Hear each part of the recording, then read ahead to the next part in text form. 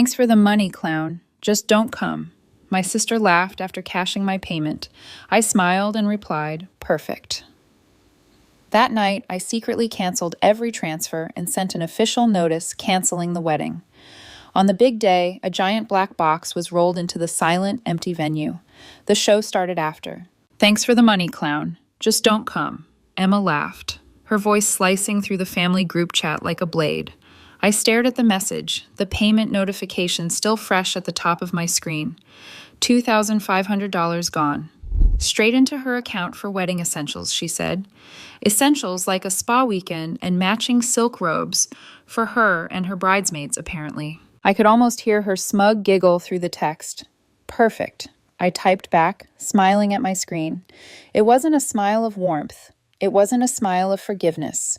It was the kind of smile you give someone right before you light the match. That night, while Emma and my parents probably toasted to their own brilliance, I quietly logged into every payment portal connected to the wedding. The caterers, the venue, the floral designer, the photographer. One by one, I froze the payments. No refund, no warning, just frozen. It was easier than you'd think when your name is the one on the contracts. Funny thing about generosity, people love it until they realize it came with power they never understood. Then I sent the final message. Not to Emma, not to the family group chat. I sent it to the entire guest list, a simple BCC email. Subject, event update. Body, the wedding of Emma and Derek has been canceled. Please do not attend the venue. Further details to come. Thank you for understanding. No explanation, no apology, just a black hole where her big day was supposed to be. By morning, the texts started flooding in. Guests confused, vendors furious, Emma silent. The venue staff told me they had never seen anything like it. Chairs still in plastic, tables half assembled, florists arguing in the parking lot. And then came the delivery. On time, as I'd arranged, a giant black box, 6 feet wide, 10 feet tall, rolled into the empty, silent hall on a dolly. No one knew what was inside. Not yet. But they would. And when they did, no one would ever look at Emma the same way again. 2 months before all hell broke loose, I was still the fool who believed helping family mattered. Emma had been planning her wedding like it was the royal event of the decade. She wanted a custom venue, a designer dress, a statement cake, everything Instagrammable. And who did she turn to for help? Me. Because I had a steady job, because I didn't complain, because they knew I had savings, because I was the dependable one. It started small, a few hundred here and there. Can you cover the deposit? I'll pay you back next paycheck. Just help with the photographer. Mom said she'll split it. Every time there was a new promise, a new lie. And every time I told myself it was family. It was Emma, my little sister. But deep down I knew better. Dad, of course, had his own brand of poison. He didn't ask for money outright. He demanded it.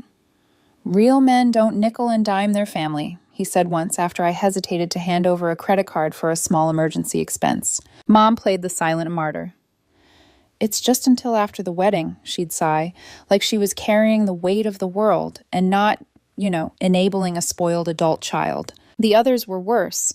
My cousin started making jokes at a family barbecue. One of them said, loud enough for everyone to hear, "When's Emma going to add sponsor Big Sister to the wedding invites?" Everyone laughed, even Emma. I laughed too. Tight, fake, counting backward from 10, so I didn't throw a beer bottle across the yard. Then came the worst part. The family group chat blew up one night when Emma posted a photo of herself holding the custom wedding dress. $8,000 worth of lace and fantasy. Underneath, she wrote, "Thank you to the real ones who made this happen. Couldn't have done it without my amazing friends and my future husband." No mention of me, not even a tag. I stared at the screen for a long time, feeling something in my chest twist and tear. I hadn't just given money, I had paid for that dress. When I confronted her about it, she laughed, actually laughed, and said, "Relax, it's not like it matters. You're just the wallet, not the vibe." And my parents? Dad clapped me on the back and said, "Well, daughter, you can't buy love. Learn that before you end up alone." That was their view of me, a clown who paid the bill and stayed out of the photos. Then it got worse. 2 weeks before the wedding, I noticed $1,200 missing from my checking account. Unauthorized transfer. Guess whose name was on the linked account? Emma's. When I confronted her, she said it was a mistake, that she thought it was her own account. And besides, what was the big deal when I made so much anyway? I froze. This wasn't just rudeness. This was theft. This was betrayal wrapped in a fake smile and glittering acrylic nails. I told Mom. She hushed me. Let's not ruin the wedding with drama. I told Dad. He barked. You're a grown woman crying over a few bucks. I realized in that moment that I was alone, and I had been for a long time. The public humiliation came next. The final slap landed a week before the big day. Emma posted a TikTok. I didn't even know she'd filmed it. It was me waiting outside a bridal shop with her dress bag in hand, standing awkwardly, scrolling my phone. She added a caption, "When your wedding sponsor is your sister, #thanks for the money." It went viral. Tens of thousands of views. Hundreds of comments laughing at the pathetic sister paying for everything. Someone even recognized me from work. "Yo, is this you?" my coworker texted with a screenshot. I went numb, and then something inside me turned to ice. That same night, while scrolling through her wedding planning app, which she'd accidentally left logged in on my laptop once, I found everything. Spreadsheets showing exactly how she divided the sponsor money between friends and spa days. Group chats where she called me Plan B and Walking ATM. Voice memos joking about how she could fake cry if I ever got suspicious. It wasn't just one bad moment. It was deliberate. It was rehearsed. It was who they were. I downloaded everything. Every chat, every voice memo, every receipt. Then I sat back in my chair, staring at the dark window, city lights blinking like indifferent stars, and I decided they wanted a clown. Fine, I'd give them the greatest show on earth. The final payments for the venue were due 2 days before the wedding. Guess whose card was on file? Mine. I could have simply canceled everything, but that would have been mercy. I wanted them to watch it crumble. Instead, I froze every payment. The venue, frozen. The caterer, frozen. The floral designer, frozen. The DJ, frozen. I didn't call. I didn't explain. I simply let the silence grow. Meanwhile, I sent out the message to the guests. Wedding canceled. Please do not attend. And I arranged for one last delivery to the venue. The giant black box. They would see it. Everyone would. And when they opened it, when the truth spilled out like smoke from a magic trick gone wrong, they would know exactly who pulled the curtain back. And it wouldn't be the clown. It would be the architect of their own humiliation. The morning of Emma's big day dawned gray and lifeless. An omen even she couldn't ignore. I arrived early. Not as a sister, not even as a guest, but as the architect of her perfect humiliation. The venue stood eerily silent. Rows of white chairs empty, tables half set, wilting centerpieces abandoned by caterers who hadn't been paid. No laughter, no chatter, no parade of arriving guests. Just cold wind and tension thick enough to slice through. Emma was pacing near the entrance in her 1,000-lash dress, holding her phone to her ear, panic etched into every movement. Her voice cracked across the empty courtyard. "Where is everybody? Where are they?" She redialed again. Each unanswered call scraped away at her sanity. Dad stormed over to the event coordinator, red-faced and barking. "This is your fault. You screwed something up." The coordinator, a tired woman who looked like she hated her job today more than usual, just shook her head. "No, sir. We received notice of event cancellation yesterday. We informed vendors and posted the advisory." Emma turned on her, shrieking, "What notice? Who sent it?" I stood back, watching it all unfold like a calm spectator at a gladiator match. And then, the cherry on top. A delivery van pulled up to the driveway. Everyone froze. 2 men in black uniforms carefully rolled out a massive, matte black box on a dolly. 6 feet wide, 10 feet tall. No labels. No markings. Emma's face twisted in confusion and terror. "What is that?" Dad yelled at the men. "Hey, that's not ours. Get it out of here." But the delivery guys ignored him.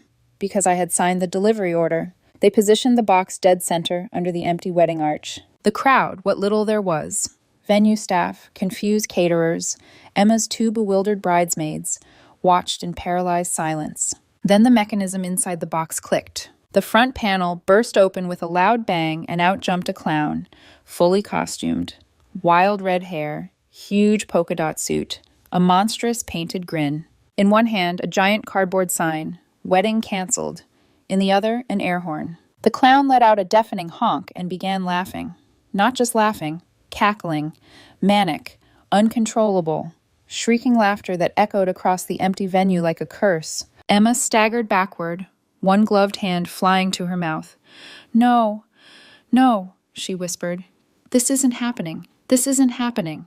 She turned frantically to Dad, to Mom, to the bridesmaids. But there was no one else to turn to. No guests, no applause, no music. Only the clown, dancing in manic circles around her destroyed wedding, holding the flashing sign high above its head. Dad tried to charge the clown, but slipped on the stone path and went sprawling. Mom started sobbing, sinking onto one of the empty chairs. Emma just stood there, paralyzed, eyes glassy, mouth open in a silent scream. I stepped forward, calm and deliberate. Looking for your guests? I asked, my voice low but clear. She spun toward me, furious and broken. You did this. I shrugged. Did what? Warn them about a circus without a tent? Tell them the show was canceled because the star performer was a fraud? Her makeup was running down her cheeks in thick black rivers. The $1,000 dress now looked like a cheap costume at a Halloween party. The clown skipped past again, blasting the air horn with joyful abandon. The final moment came when Emma screamed, a raw, animal sound that tore out of her chest, and hurled her bouquet at the clown. It missed by a mile. The clown bowed theatrically, still laughing, then somersaulted onto the grass, waving goodbye like a performer exiting stage left. It was over. Not with a bang, not with a whispered apology, but with a scream, a clown, and a grown woman in a muddy white dress, standing alone under an empty arch. I turned and walked away. The sound of that hysterical, hollow laughter followed me like a soundtrack, the perfect ending to a play that had been rigged against me from the start. But now I was the director, and their show was canceled. I didn't stay to watch the final collapse. Didn't need to. Some things you just know are burning even when you turn your back on them. That night, I checked my phone only once. Dozens of missed calls from Mom, several from Dad. Emma, unbelievably, left a string of voicemails swinging between begging and threatening. Fix this. I'll sue you. Please. You don't understand.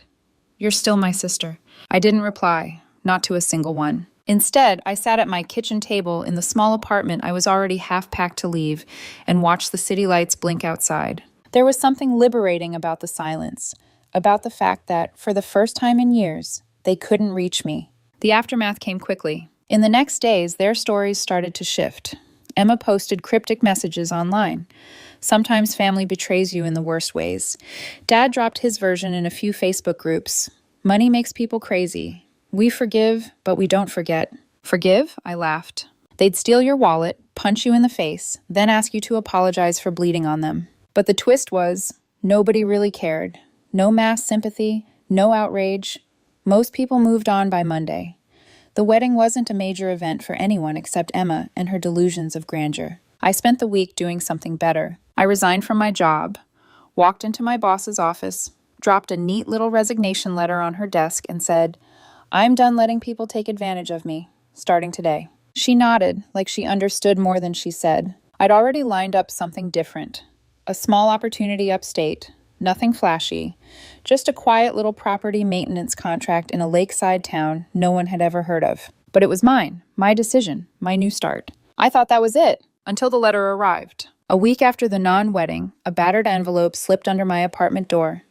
No return address, just my name. Inside was a short printed letter from Derek, Emma's almost husband. I sat down hard when I read it. I figured you'd want to know.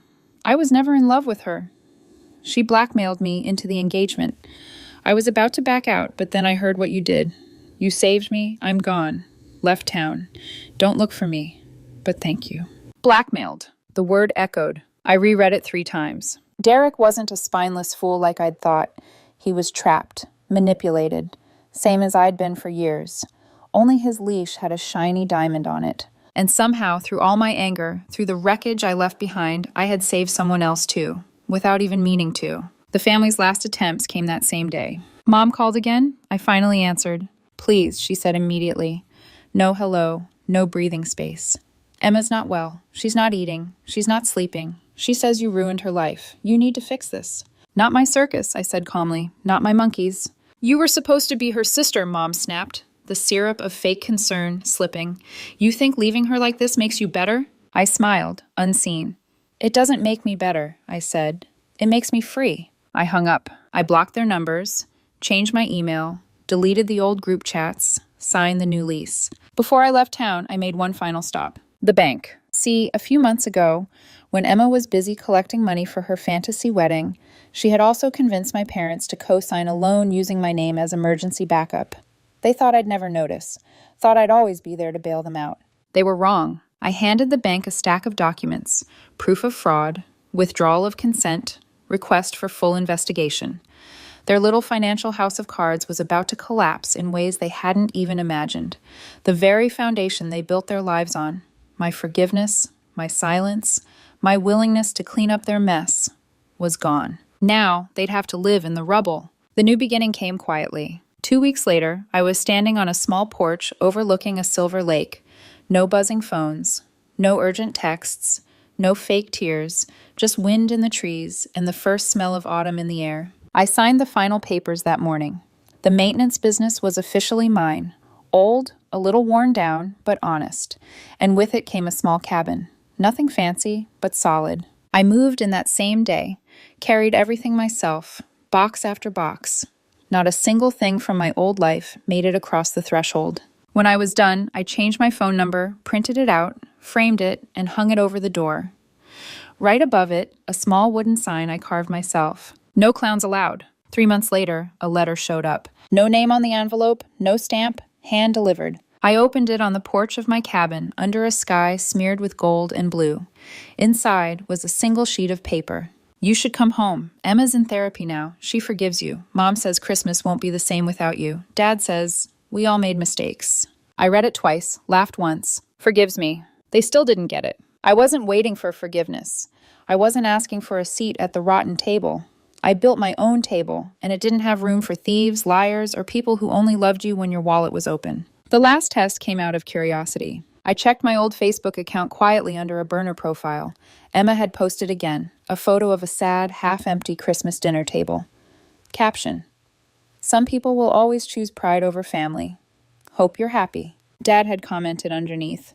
Forgive and forget even when they abandon you. Mom added a sad face emoji. They were still playing the same broken record, still rewriting history with the same cheap ink, still pretending that love meant obedience, still pretending that if they cried loud enough, I'd come crawling back to fix the mess they made. That was when it finally clicked. It wasn't that they hated me. It wasn't even that they didn't love me. They just loved what I could do for them. They loved my silence, loved my guilt, loved my reliability. Without it, they were nothing. And I wasn't broken anymore. I didn't need a war.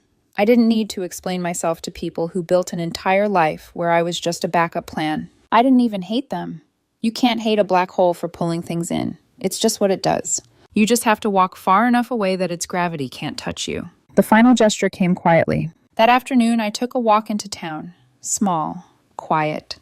The kind of place where people say good morning and mean it. I stopped by the local post office and filled out a simple form.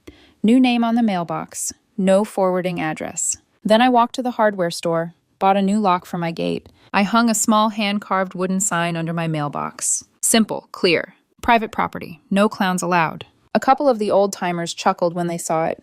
One nodded and said, "Good policy." I smiled, tucked my hands into my jacket pockets, and looked out over the silver lake, stretching endless and free. The unexpected closure came on the day I finished settling into my new life. My phone rang. Not Emma, not Mom, not Dad. It was Derek, the almost groom, the man I unknowingly rescued. He didn't say much, just that he was somewhere in Montana now, working construction, happy. He thanked me, said the day I pulled the plug on the wedding was the day he got his life back. He told me he hoped I found peace too. Then he hung up. No long speeches, no promises to stay in touch, just truth. Strangers bound by the same simple realization. Sometimes you don't escape the circus. Sometimes you burn it down. The final thought came later that night. I wasn't angry anymore, not sad, not bitter. I was just done. And you know what? Peace doesn't come with fireworks or grand gestures. It comes in quiet mornings, steady work, and the knowledge that you are no longer anyone's fool. I wasn't the clown. I wasn't the sideshow. I was the woman who burned down the tent, salted the earth, and walked away whistling. Because sometimes surviving isn't enough. Sometimes the real victory is becoming so untouchable that no one ever dares build a cage for you again.